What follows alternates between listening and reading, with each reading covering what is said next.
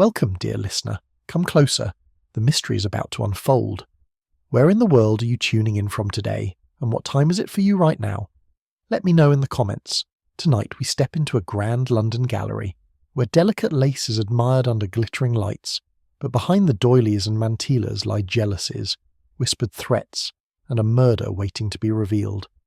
The air hums with secrets, and every stitch may hide a clue. Let's begin the story. Really, Tuppence, murmured Tommy as they stepped into the exhibition hall. I cannot imagine how anyone can take doilies so very seriously. Because, my dear, a doily is civilization condensed. Tea without lace beneath the cup is barbarism in disguise, she retorted with twinkling eyes.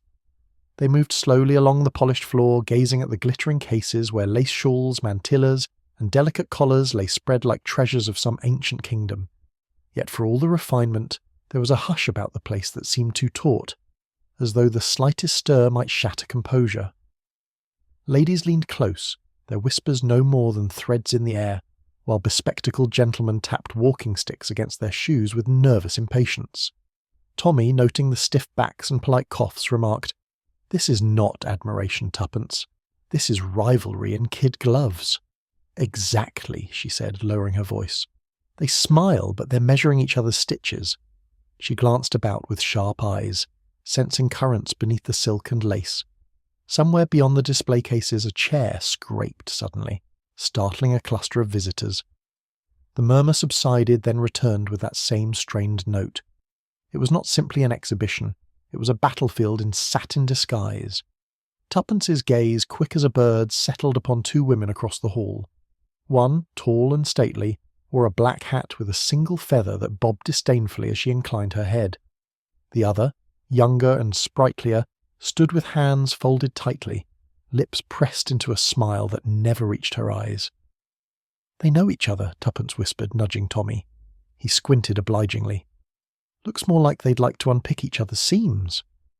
The elder lady's chin lifted, her gaze sweeping like a blade, while the younger's eyes glinted with something near triumph.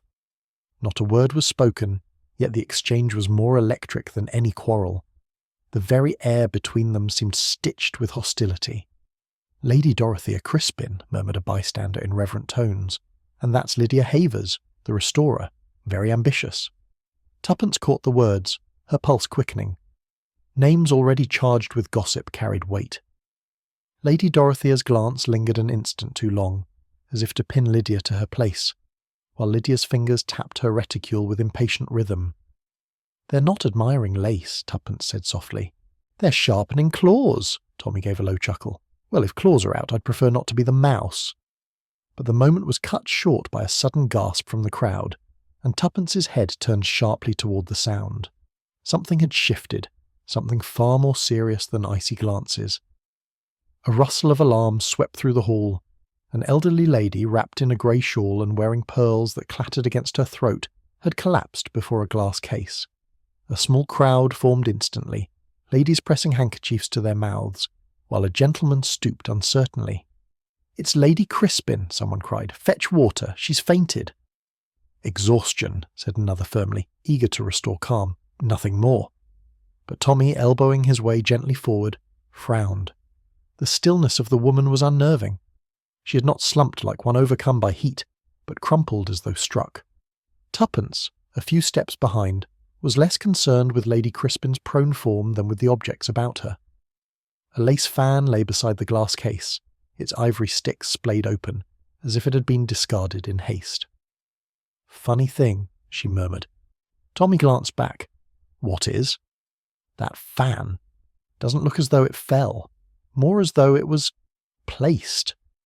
The attendants fluttered about, murmuring platitudes, while the crowd rippled with speculation. Yet Tuppence's eyes remained on the fan, delicate as a spider's web and somehow just as sinister. And when a cough broke the air behind her, she felt certain it had been meant to distract her.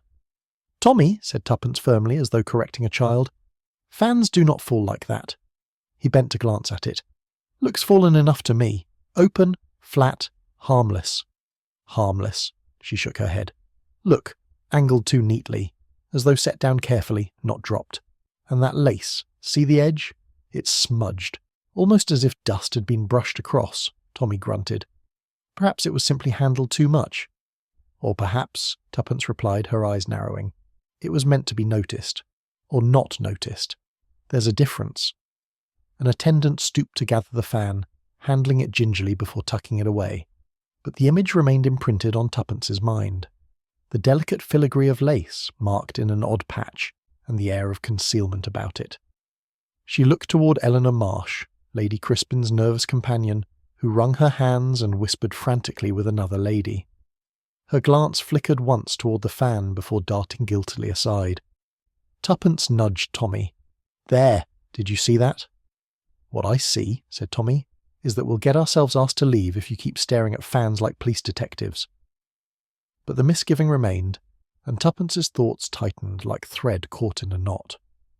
While Tommy went in search of assistance, Tuppence lingered, her instincts restless. The hall had grown, uneasy, voices raised, then hushed again, until the murmur resembled the sound of bees within glass.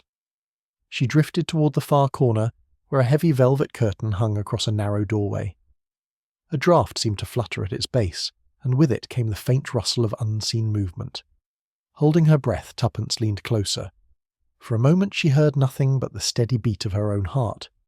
Then, faint as the hiss of a kettle left too long, a whisper emerged. "Murder!"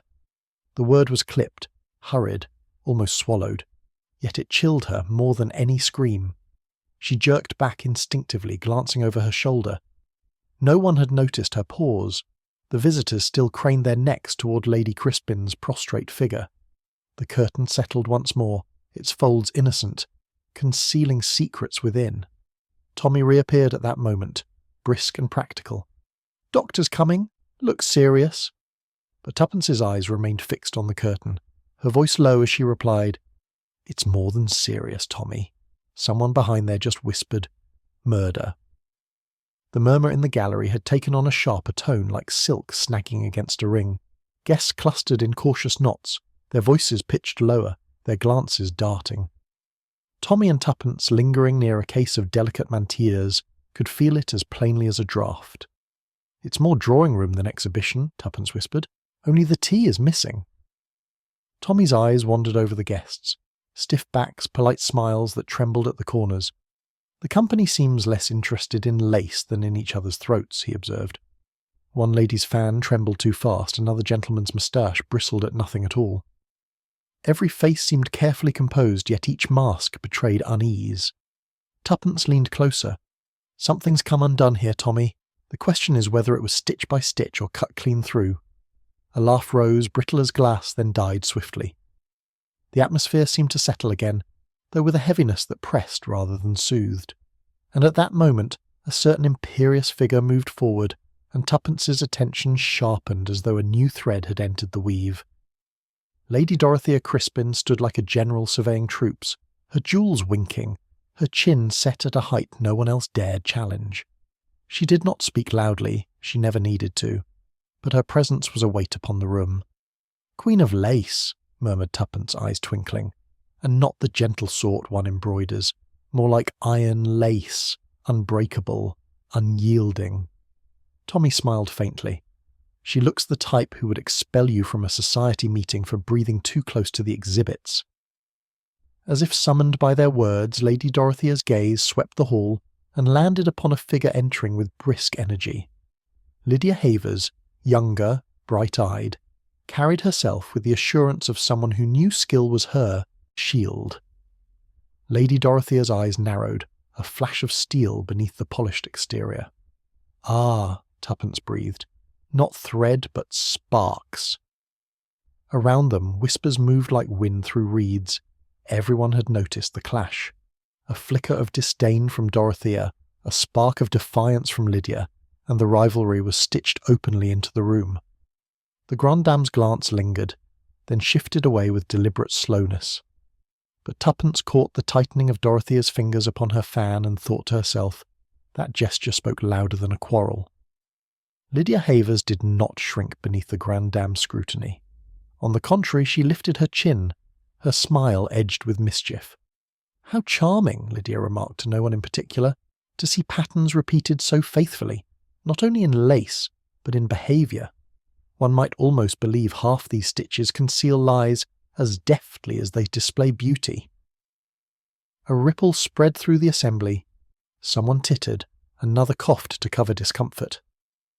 Lady Dorothea's lips pressed thin, but she did not deign to answer. Tommy arched an eyebrow. Sharp little needle, isn't she? Sharper than her lace pins, Tuppence murmured with satisfaction, and twice as dangerous. Several collectors shifted uneasily, as though Lydia's barb might unravel their own reputations. A gentleman's monocle slipped, another lady fluttered her fan. Lydia basked in the reaction with careless grace, yet Tuppence, watching more keenly, saw a quick dart of Lydia's eyes toward Dorothea, half triumph, half caution. Wit could amuse, but it could also wound, and wounds had a habit of festering. The tension left behind was not dissolved by laughter. Instead, it thickened, clinging like dust to the lace cases around them. Archibald Rennet drifted into their notice next. Genial smile in place, voice smooth as polished wood. He bowed, complimented, murmured, always courteous. Yet something about the studied ease struck Tommy as too well rehearsed. A model of gallantry, Tuppence remarked softly. Gallantry with a price tag, Tommy countered, his eye on the gentleman's hands, which fiddled with his gloves though no chill was in the air. Behind Rennet trailed whispers, faint but persistent. Some said his lace stock was not as genuine as he claimed. Others muttered of debts, of discreet dealings no society lady would own to knowing.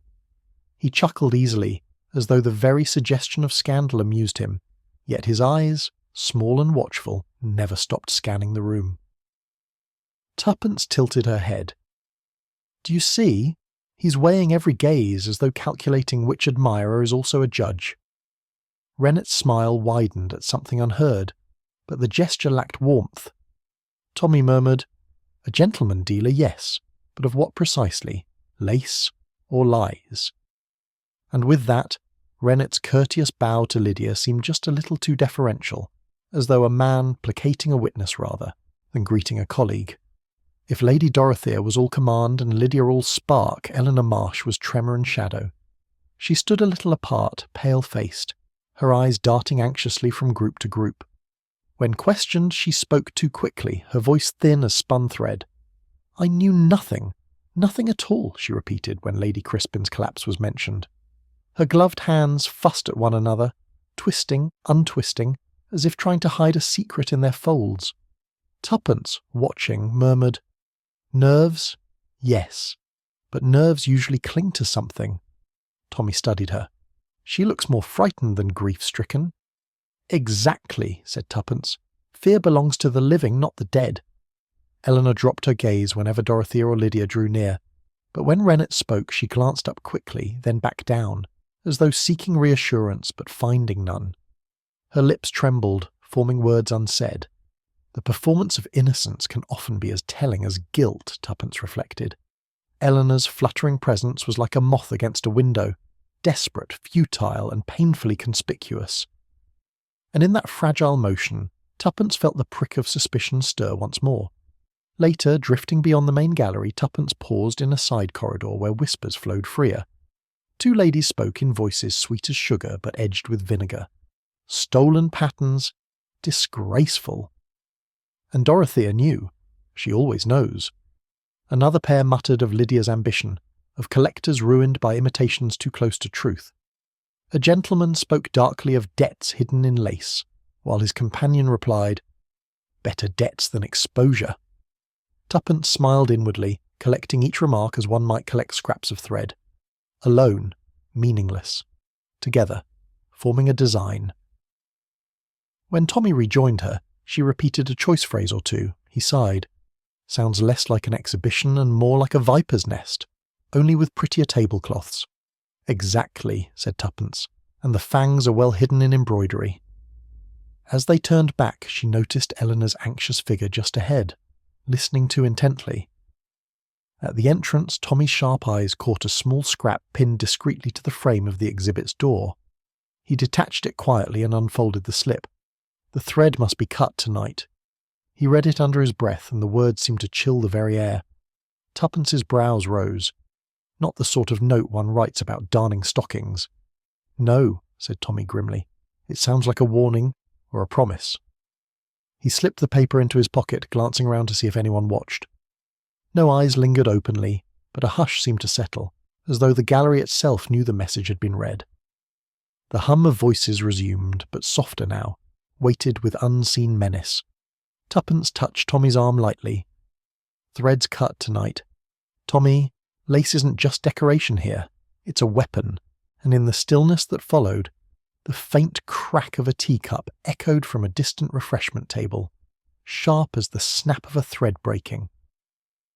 The announcement came not as a shout but as a whisper, passed from lip to lip until the air itself seemed poisoned by the words. Lady Dorothea Crispin had not fainted at all. She was dead, and not of natural cause, but of poison. The news spread like a draught through the gallery, lifting veils of composure and leaving naked alarm in its wake. Fans fluttered faster, voices rose in half-strangled tones, and gentlemen who had earlier discussed the intricacies of Venetian lace now muttered darkly in corners. Tommy, standing at Tuppence's side, kept his voice low. "Poison! At a lace exhibition? That's one for the record books." Tuppence's eyes gleamed. "Oh, Tommy, don't you feel it? This isn't a simple quarrel. It's threads being pulled from a tapestry until the whole pattern comes apart." He sighed. "You mean it's going to be messy?" The Lace Society members clustered, suspicion glinting in their eyes. What had been an assembly of connoisseurs now resembled a gathering of suspects, and in the silence that followed, the distant chime of a clock marked each second with dreadful precision, as though counting down to the next revelation. The revelation arrived with a flustered attendant, his arms spread in agitation. "The shawl!" he cried. "Lady Crispin's lace shawl! It's gone!" Gasps followed, sharp as scissors cutting cloth. Guests craned to see the empty display case, the velvet cushion now bare. The missing object added fuel to the fire already kindling among them. "Stolen," muttered one collector. "Or hidden," whispered another. Tommy frowned. "Odd timing, don't you think? The owner dies and her prized possession vanishes almost immediately." "Odd?" Tuppence murmured. "It's practically inevitable. Murder rarely comes without missing property." The society members traded glances heavy with meaning. Lydia Havers shook her head furiously, protesting too much that she knew nothing. Rennet, ever urbane, declared calmly that theft and tragedy often went hand in hand, though his smile was too polished to be trusted. And Eleanor Marsh stood pale, twisting her gloves until the seams strained. Her eyes darted toward the empty case and back again, as though the absence of the shawl accused her more loudly than any words. The air thickened once more, suspicion spreading like ink in water. Something vital had been cut away from the pattern, and no one knew yet who held the missing thread. Tuppence, thoughtful, retraced the moment of Lady Crispin's fall in her mind. A detail tugged at her memory, delicate but insistent. She leaned closer to Tommy. "I saw Eleanor," she whispered. "When the confusion began, she had the shawl in her hands." "Are you sure?" Tommy asked, his brows knitting. As sure as one can be in a flutter of hysteria. She clutched it for the briefest instant, then fainted herself. But no one else seemed to notice. Tommy regarded Eleanor from across the hall. The poor companion was ashen, her lips trembling as she murmured denials to anyone who approached. Yet her hands told another story. Fumbling, restless, as though afraid to be still. "Suspicious," Tommy muttered. "Or frightened," Tuppence countered. "Fear can twist even the innocent into guilty shapes." Eleanor avoided the gaze of the others, her eyes darting whenever the shawl was mentioned. Her protest rang hollow, rehearsed, as though she spoke lines in a play whose script she barely remembered. And in that fragile hesitation, Tuppence saw a truth. Eleanor was holding back. Whether out of guilt or terror, only time would tell. The gallery had become a breeding ground for whispers. Lydia's name was on many lips. Her proximity to Lady Crispin, her barbed wit, her open defiance. She was accused of tampering with the cases, of planting deceit in lace as deftly as in speech.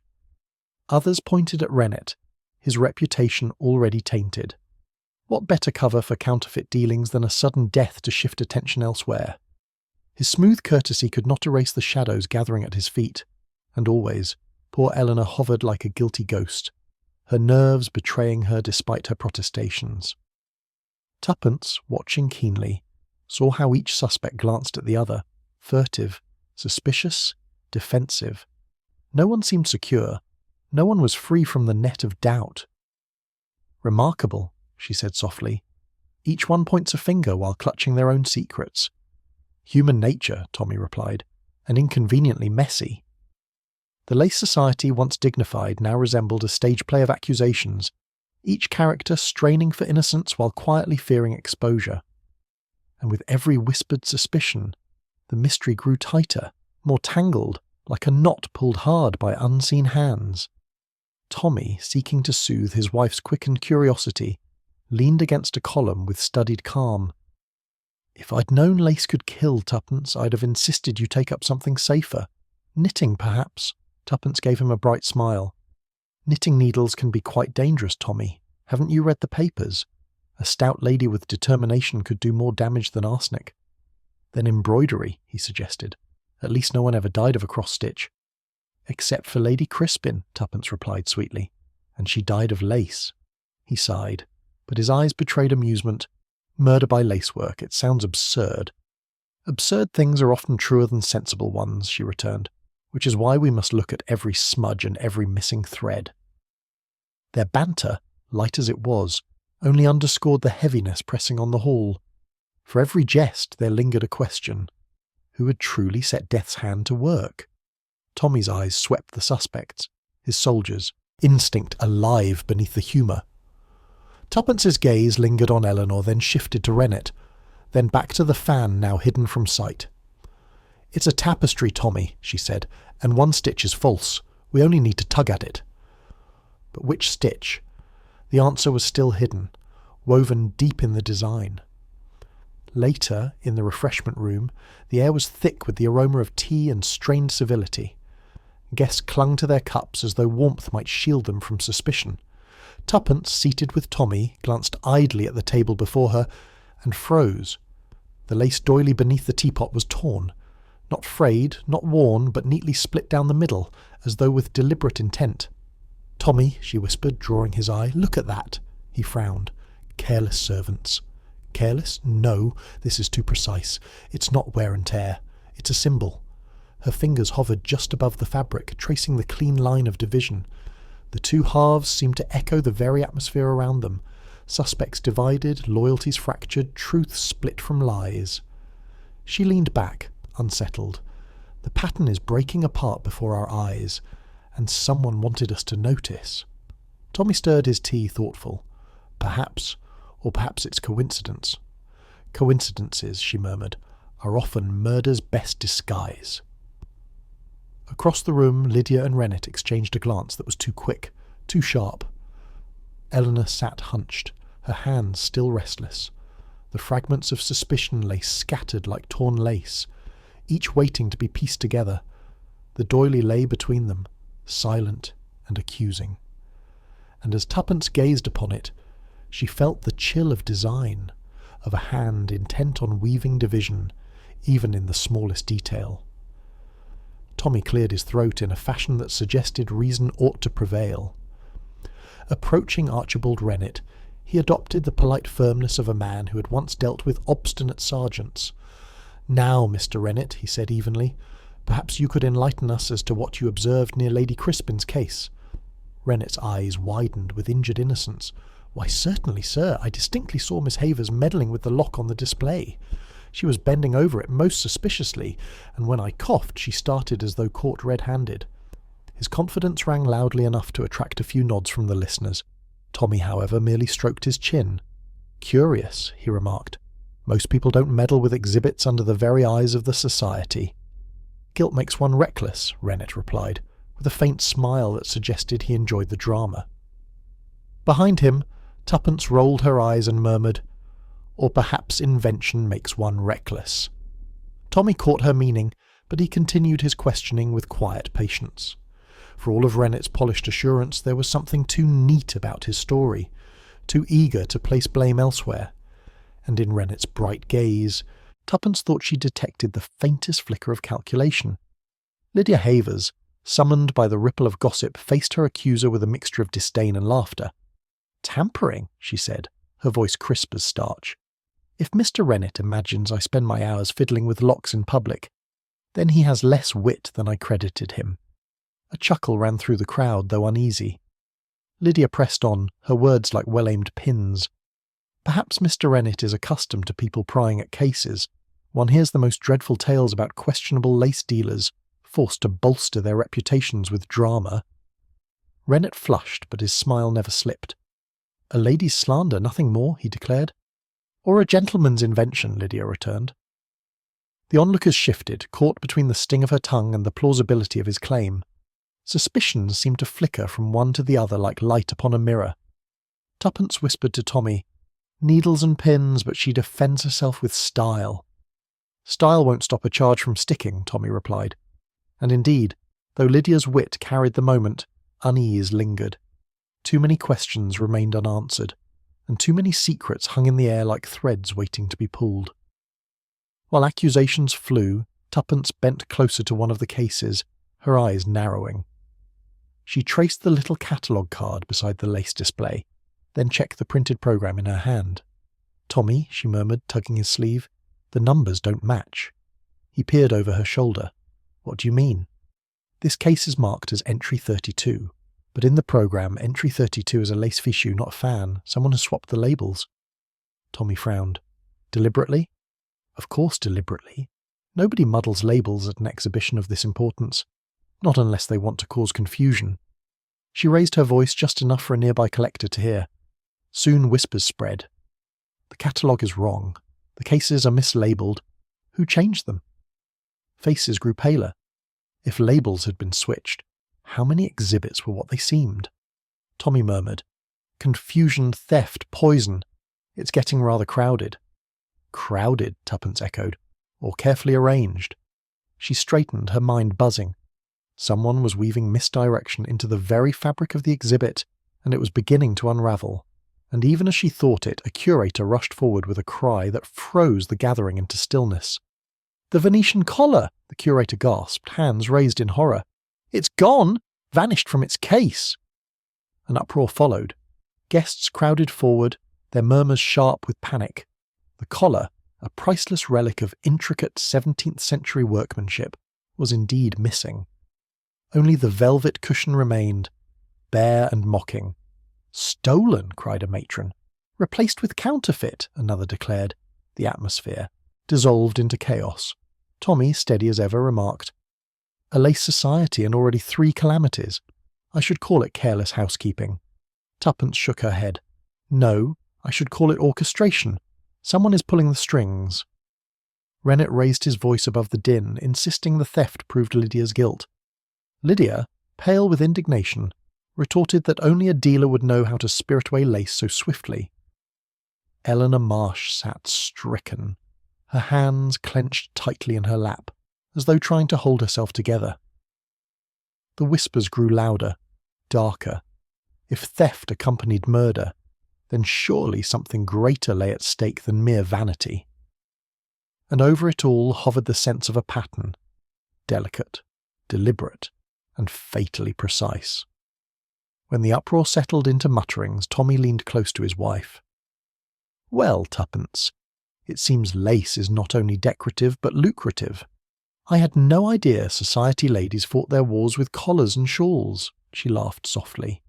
"You've underestimated the battlefield. The weapons are subtler but just as sharp. And don't you find it fascinating that the thefts appear staged, almost like a performance?"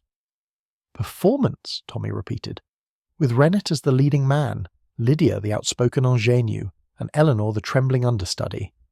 And a dead patroness as curtain-raiser," Tuppence added. He shook his head in mock despair. "Murder in silk and lace. What would the army have said?" "They'd have admired the strategy," she replied. "A diversion here, a mislabel there, and the enemy never knows where to look." Tommy gave her a sidelong smile. "Until, of course, the amateur detectives appear." Her answering glance was mischievous, yet her mind worked quickly beneath the humour. Each theft, each confusion, was no accident. Someone was weaving a design, and if they did not find the weaver soon, the entire pattern might strangle them all. At that moment, she reached into her bag for her handkerchief, only to pause, startled. Tuppence drew her hand back slowly. Between her gloves and her compact lay something unexpected.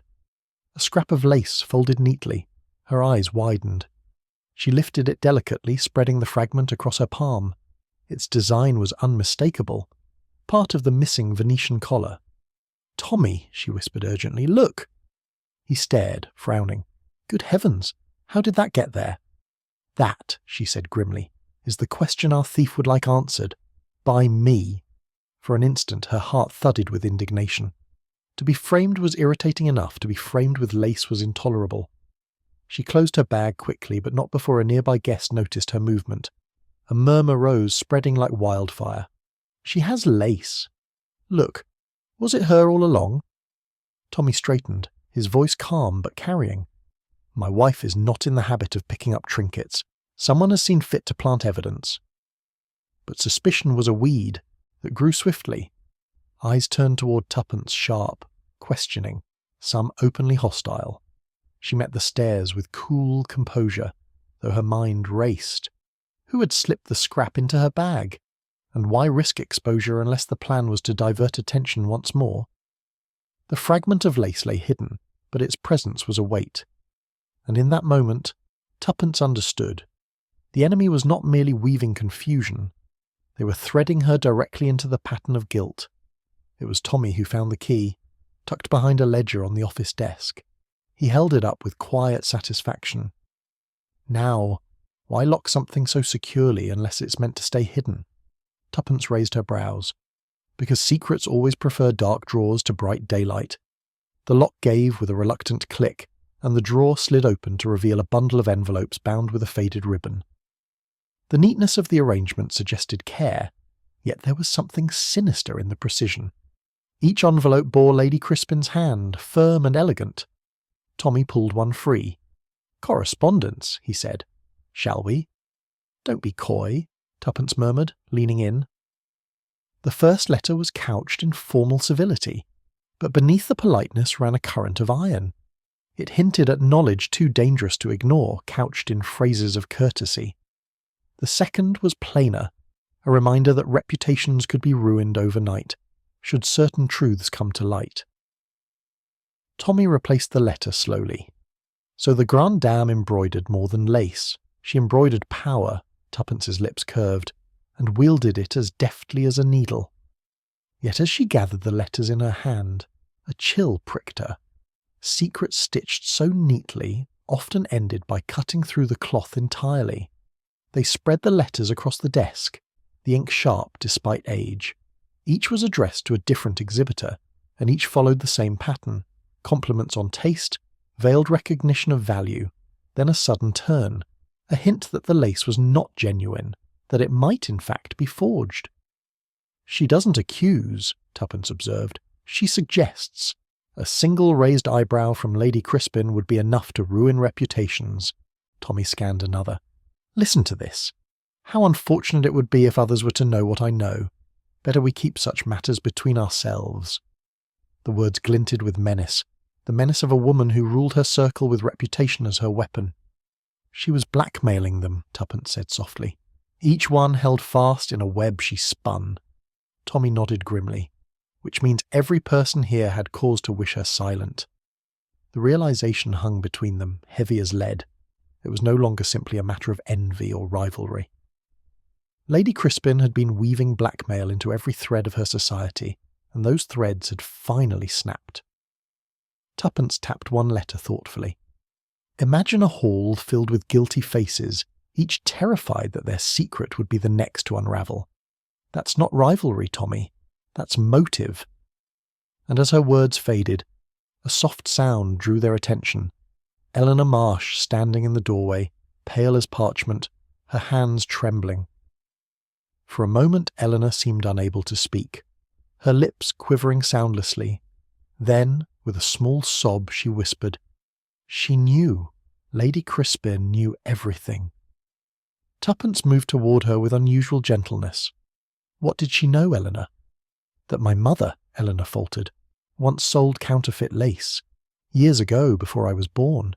She was desperate. We were poor. It was shameful. Her hands twisted in anguish. Lady Crispin threatened to expose it. She said my family's name would be ruined, and I should never again be received anywhere respectable. Tommy regarded her steadily. And you believed she would carry out her threat? Eleanor's eyes filled with tears. She had the power. She ruined others. I had seen it. I tried to reason with her, but she only laughed. I thought if I distracted her, delayed her, I might gain time. But then she broke off, covering her face. Tuppence placed a hand on her arm. You feared disgrace, Eleanor. Fear makes people do strange things, but fear alone doesn't kill. Eleanor looked up quickly, her expression torn between relief and dread. She had confessed, yes, but not all. There was still something unspoken, and the weight of it lingered heavily in the room. Tommy exhaled slowly, leaning against the desk. Well, Tuppence, we can now confirm it. Lace is the most murderous fabric in England. She gave a small laugh. Nonsense. It only proves fashion is deadlier than firearms. Imagine how many bullets it takes to start a war. One poisoned lace fan, and society collapses in whispers. Tommy raised an eyebrow. You make it sound almost efficient. Efficient and stylish, Tuppence said brightly. Lace is the assassin's accessory. Never trust anything that looks too pretty to harm. Her words were light, but her eyes were thoughtful. She sifted through the letters again, each one a dagger in disguise. These words killed Lady Crispin long before. The poison did. The only question is who sharpened them into blades, Tommy muttered. Half the gallery had reasoned. Lydia accused of tampering, Rennet with his counterfeit stock, Eleanor terrified of disgrace. We could hardly choose among them. Then we shan't choose, Tuppence returned briskly. We'll wait, we'll watch, and we'll let the pattern reveal itself. All webs, however intricate, end with the spider at the centre. Her remark hung in the silence, pointed as a needle, and as if in answer, a floorboard creaked faintly outside the office door, someone listening, unseen, while secrets were unspooled. Tuppence leaned closer to a folded sample that had slipped from Lady Crispin's drawer. At first it appeared no more than a delicate strip of lace, its floral motifs intricate and precise, yet something about the repetition caught her eye. "Tommy," she said, her tone sharp with excitement, "these roses aren't natural. See how the petals repeat, too perfectly, almost mechanical." He frowned, then looked again. "They do march rather like soldiers on parade. And look here," she went on eagerly. "Between every fourth rose is a loop that seems slightly altered, as if it means something more." Tommy tapped the paper beneath. Not artistry, patterned intention, a code. They studied the strip together, tracing its symmetry. The design carried an unnatural rhythm, like words disguised as decoration. "Clever," Tuppence breathed. "Hide a message in plain sight. Who would question a rose repeated one time too many? Only a woman bored at an exhibition." Tommy chuckled softly. Or a detective's wife with an eye sharper than a microscope. But the jest could not lighten the truth. If messages were stitched into lace, then the entire collection might conceal more than beauty. It might be a ledger of secrets, each motif a record, each loop a warning. And as the candlelight flickered on the fragile fabric, Tuppence had the oddest sense that the lace itself was whispering. Once they recognized the riddle, the design yielded reluctantly to their scrutiny. Tommy, drawing on old training in codes and signals, pointed out letters hidden in curves, numbers disguised in leaves. "Look here," he murmured, "an initial, R, and here again D, not decorative but deliberate." Tuppence leaned over his shoulder. "And this? Dates. See, 12/4, woven as though part of the border, a record of something, transactions perhaps." The realization was stark. Lady Crispin had not only blackmailed, she had kept score, preserving evidence in lace itself.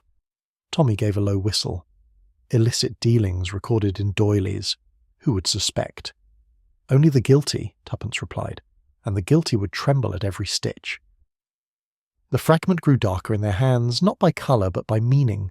Each curve, each rose, each border spoke of deception carefully disguised. Whoever controlled such, Records controlled lives. Tommy folded the lace slowly. No wonder she was feared. These aren't mere patterns, they're proof. Tuppence's voice was soft but firm. And proof is dangerous when murder's already been committed. Her words seemed to hang in the silence, stitched into the air itself. They bent closer, their whispers low and urgent, when Tuppence suddenly stiffened. The faintest movement flickered at the edge of her vision, a shadow sliding across the crack of the doorway. She lifted her eyes swiftly, but the corridor beyond was empty, silent. Only the heavy hush of the gallery remained. "Someone's listening," she whispered. Tommy's jaw tightened. He moved to the door, but by the time he opened it, the corridor lay deserted, the echo of footsteps already gone. Tuppence glanced at the folded lace fragment still in her hand. Whoever had hovered outside knew now that the cipher had been uncovered. And somewhere in the shadows the unseen listener smiled or trembled. The hall was a different creature at night. Without the murmur of society voices, it lay draped in silence, every glass case gleaming faintly in the dim light like coffins for fragile treasures. Tommy's footsteps echoed across the polished floor, measured and steady. Beside him, Tuppence's lighter tread carried a nervous brightness. "Spooky, isn't it?" she whispered. "All these empty eyes of lace staring at us." "Lace doesn't stare, Tuppence," he replied dryly, "though I grant you it gives the impression of something watching." They moved slowly, eyes alert, searching. Somewhere in this gallery they felt sure lay the missing threads of truth. The air smelled faintly of wax and old fabric, and each sound they made seemed intrusive. Tuppence tilted her head. "The silence is too thick, Tommy. It's hiding something." He gave a brief nod. "Then let's disturb it." But even as he spoke, a faint scuffle broke the quiet. Not far off, among the mannequins, there was movement. Quick, furtive, and distinctly human. Tuppence caught her breath, her eyes narrowing on the dim outline of a figure bent in a peculiar posture. "Look, Tommy," Tuppence breathed. "There, by the mannequin." A slim figure moved hurriedly, adjusting the hem of a display. The gesture was not one of casual curiosity, but of concealment. Lydia Havers's profile, pale in the half-light, was unmistakable. Her hands worked with frantic precision, pressing something deep into the lining. "She's hiding something," Tuppence whispered. Tommy's voice was low, deliberate. "Or retrieving." They crept closer, silent as they could, until Lydia straightened suddenly, her breath quick and shallow. For a moment she seemed to freeze, then cast a nervous glance over her shoulder. The guilt of her movement was written plainly across her features. "Why would anyone fuss with a mannequin at this hour?" Tuppence murmured. "Unless," Tommy replied, "the mannequin is being used for more than display." Lydia brushed her hands against her skirt and made to move away, but her movements were sharp, uneasy, betraying the tremor of fear. She had not seen them yet. Tuppence's heart raced. Whatever lay within that lining, it was no trivial matter, and if Lydia had placed it there, she was either bold enough or desperate enough to risk discovery. Tommy stepped forward at last, his voice breaking the hush. "Miss Havers, may I assist you with your midnight tailoring?" Lydia whirled round, her face bloodless. "Mr. Beresford, I wasn't—" But her protest faltered as Tommy bent swiftly to the mannequin, tugging at the hem she had been adjusting. A corner of fabric protruded, and with one decisive pull he drew it free. Tuppence gasped. "The missing shawl!" It spilled into Tommy's hands, delicate and lovely even in the dim light. But as the folds opened, a faint dust shimmered in the air. He sniffed cautiously, then recoiled. "Arsenic," he said grimly. "Not only a missing heirloom, but a weapon." The shawl itself, so graceful to behold, had become an instrument of death, its fabric dusted with poison. Whoever wore it, or even touched it too long, would have been stricken. Lydia covered her face with trembling hands. I didn't," she stammered. Tuppence's eyes narrowed. "Didn't what, Miss Havers?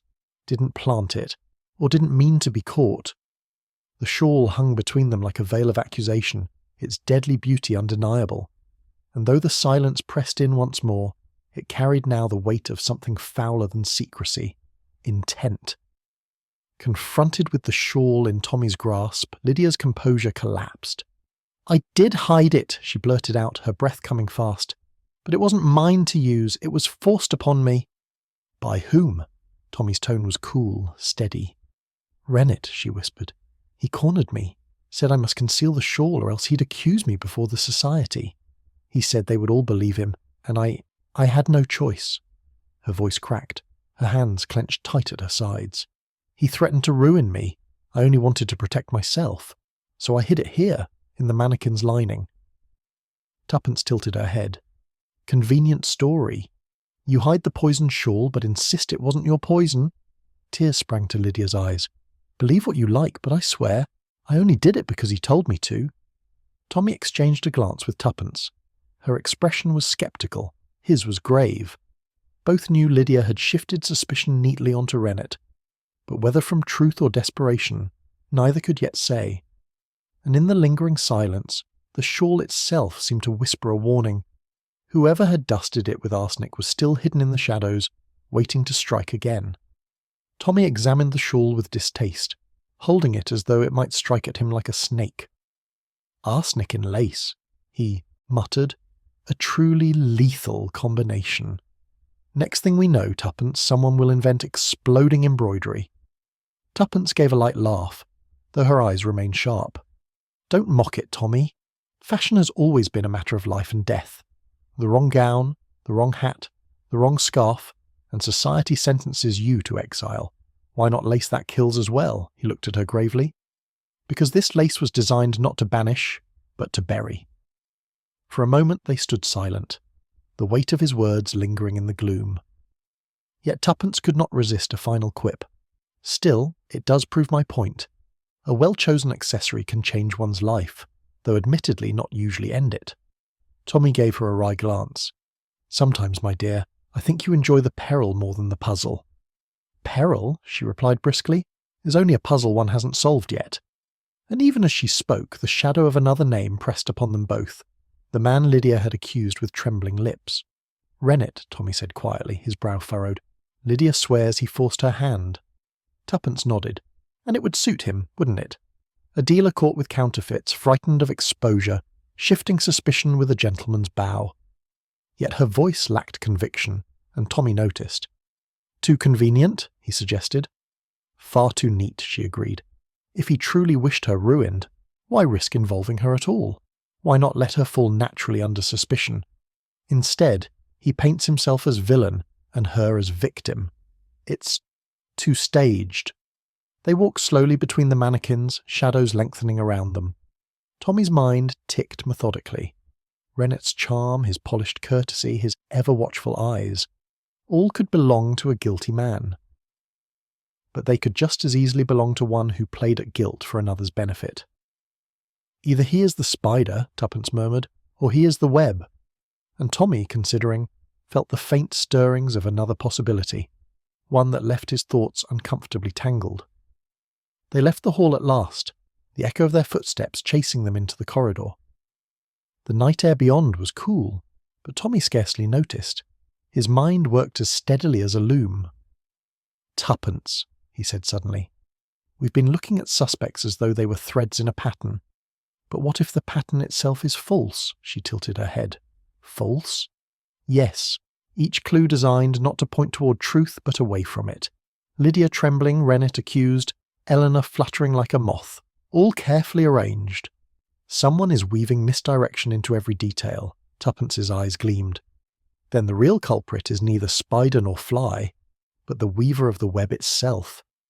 They walked on in silence, the thoughts settling like dust upon lace.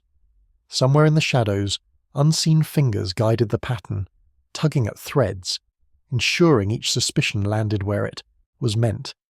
And as they turned the corner, Tuppence shivered faintly, for she could almost feel those unseen fingers tightening the weave around them. The drawing room of the gallery had never borne so much tension. The lace cases stood like mute judges against the walls, their fragile contents lending a peculiar solemnity. One by one, the suspects entered at Tommy's summons, Rennet smooth and urbane, Lydia pale but defiant, Eleanor fluttering at the edges of composure. Each carried the weight of suspicion as visibly as a cloak. Tuppence sat to one side, her bright eyes alight with interest. She whispered to Tommy as he stood, A regular stage play, isn't it? Curtain up, lights low, and all the actors nervously waiting for their cue. Except, he murmured back, this play ends with someone in handcuffs. Tommy allowed a moment for silence to settle, a soldier's sense of timing guiding him. Then, with deliberate calm, he began.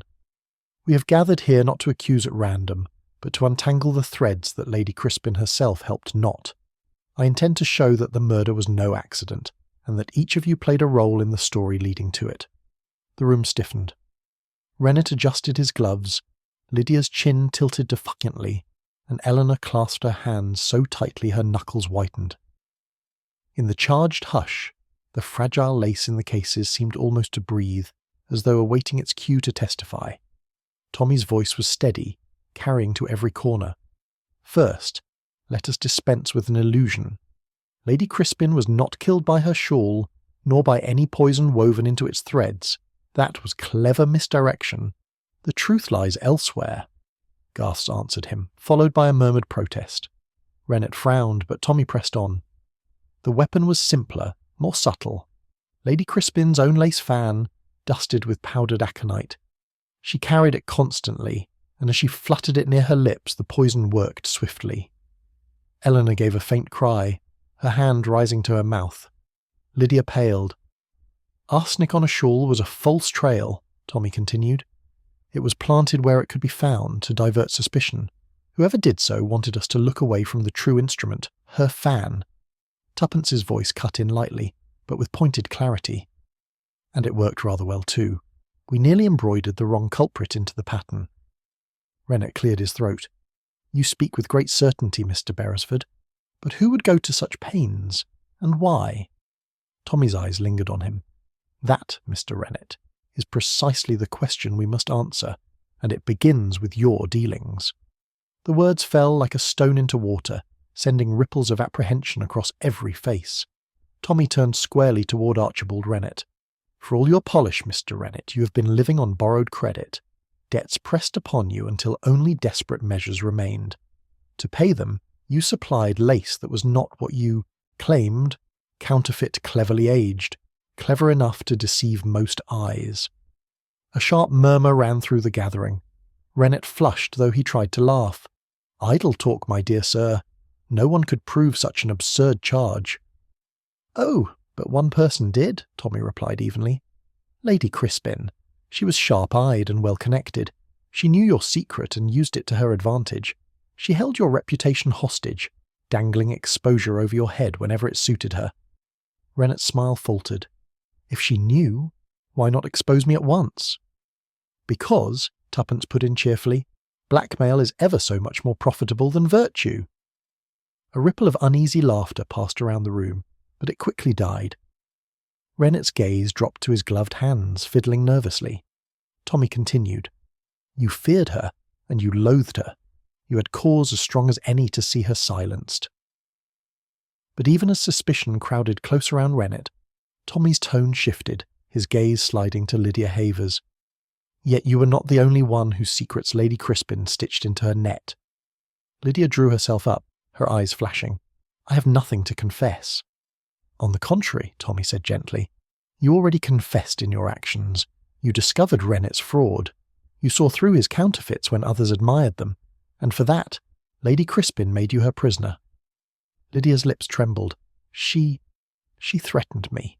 Said if I spoke, she would cast me out of every society, destroy my career. She delighted in it. Indeed, Tuppence interjected softly, and you hid the poisoned shawl, too frightened to resist when Rennet pressed you. Lydia flinched, but her defiance returned swiftly. Yes, I hid it. But I never poisoned her. That was not my doing. Tommy inclined his head. No, you did not kill, but your silence, like Rennet's deceit, wove another thread into the pattern. The silence in the room deepened.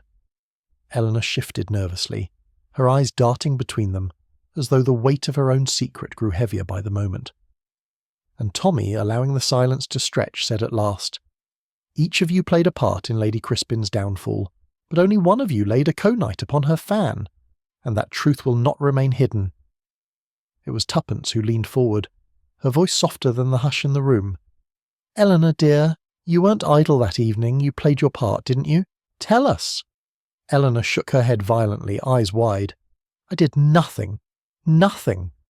But Tuppence persisted gently like a needle threading silk.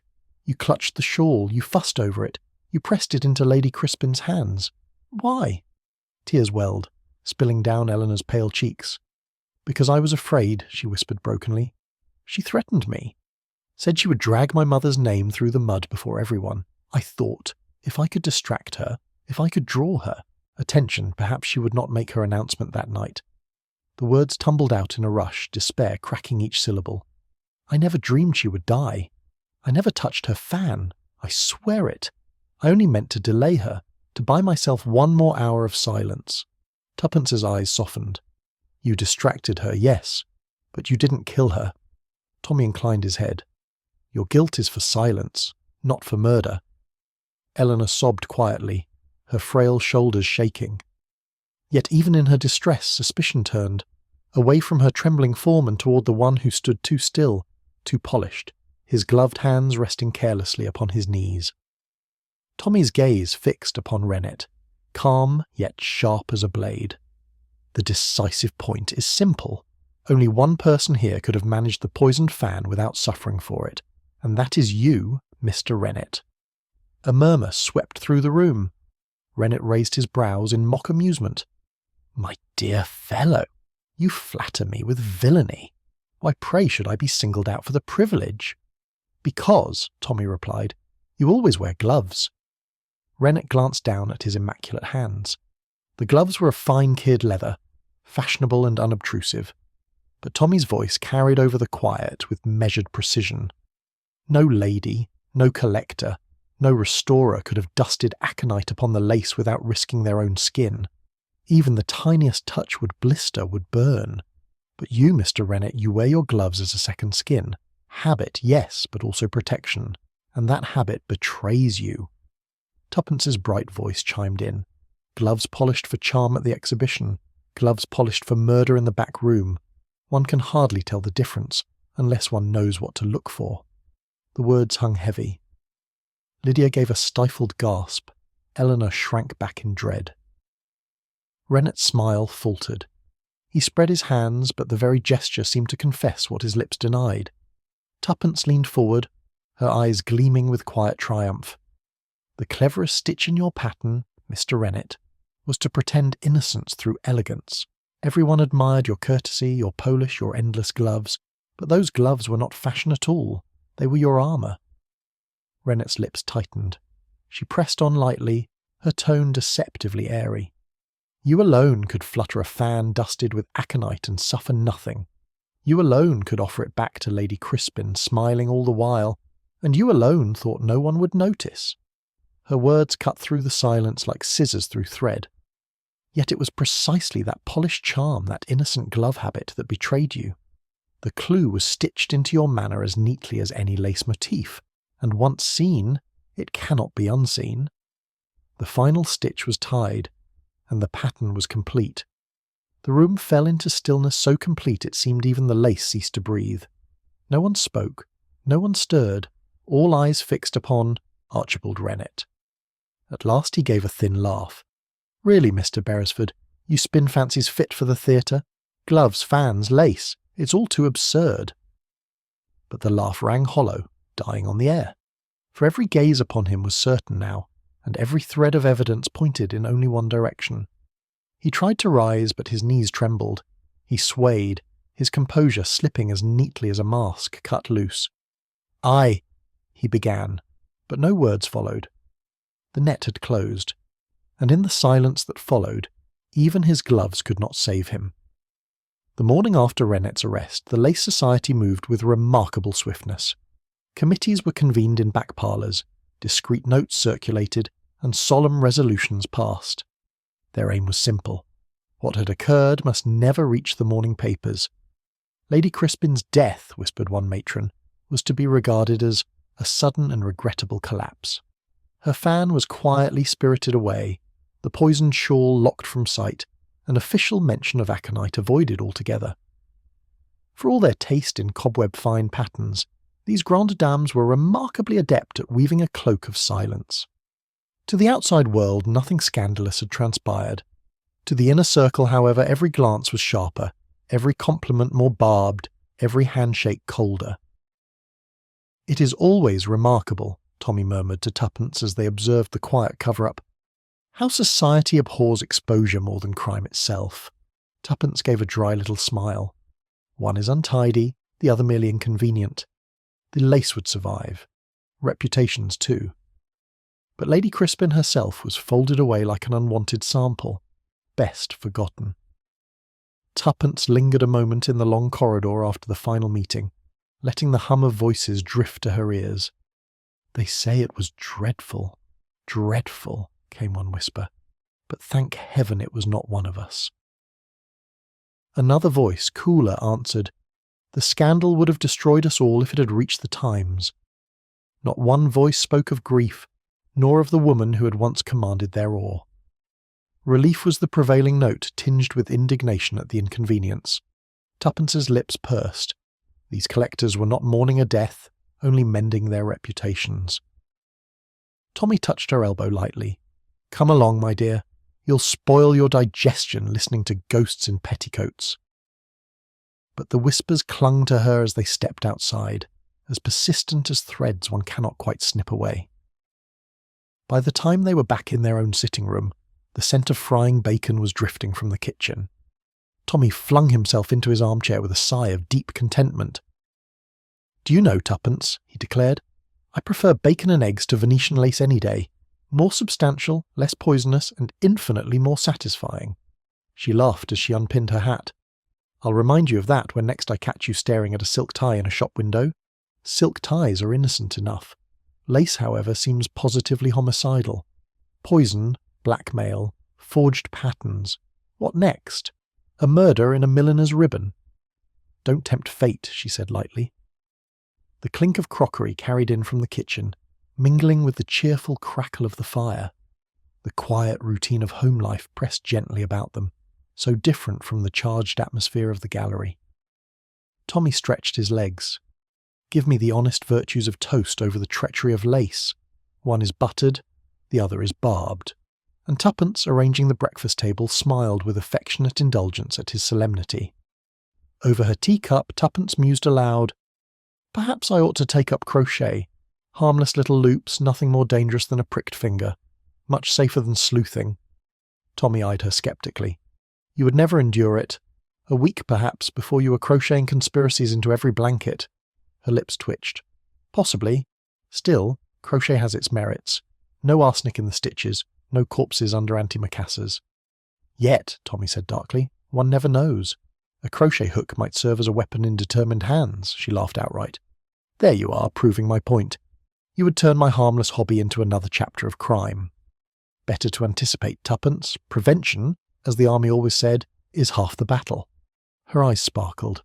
"And curiosity is the other half." She set down her cup with a little flourish, her smile betraying that, crochet or no crochet, she had no intention of abandoning their adventures. Later, as the morning brightened, Tommy leaned back, gazing thoughtfully at the neat breakfast spread. "It strikes me," he said, "that Lady Crispin's end was really murder in miniature. Nothing dramatic, no pistol, no dagger, just lace. A thing so delicate one might crush it with a hand, yet it concealed death all the same." Tuppence stirred her tea. "A reminder, perhaps, that danger prefers small disguises. A pinch of powder here, a folded shawl there. It's the little things that unravel the world." Tommy gave her a half smile. "And it's always you who notices the little things." "That's because little things whisper," she said, "and I have the sense to listen." The clock chimed softly in the corner. For a moment both were silent, each pondering how fine a thread separated beauty from peril, life from death. Tommy cleared his throat. "Murder in miniature it may be, but breakfast is life in full measure. Pass the marmalade." The solemnity broke, and Tuppence laughed, glad to let the darkness lift. The eggs were half eaten before Tommy spoke again, his tone mock severe. "You know, Tuppence, one of these days your curiosity will embroider us into something even bacon and eggs can't undo." She dabbed her lips with her napkin, eyes dancing. "And one of these days, Tommy, your solemn pronouncements will bore us both into submission," he He pretended to scowl. "I am the voice of reason." "And I," she returned sweetly, "am the echo of adventure." Their laughter mingled over the breakfast table, warm and homely.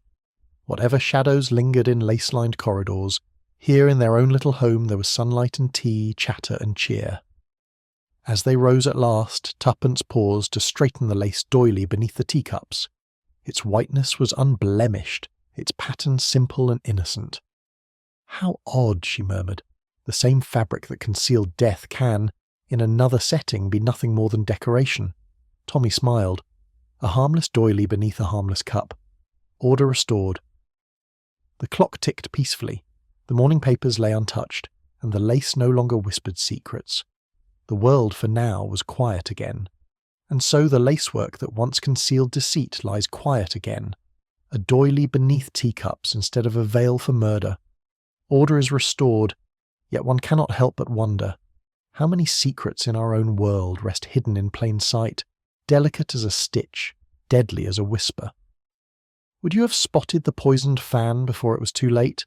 Share your thoughts in the comments. I'd love to know. And if you enjoyed this story, don't forget to like, share and subscribe for more mysteries.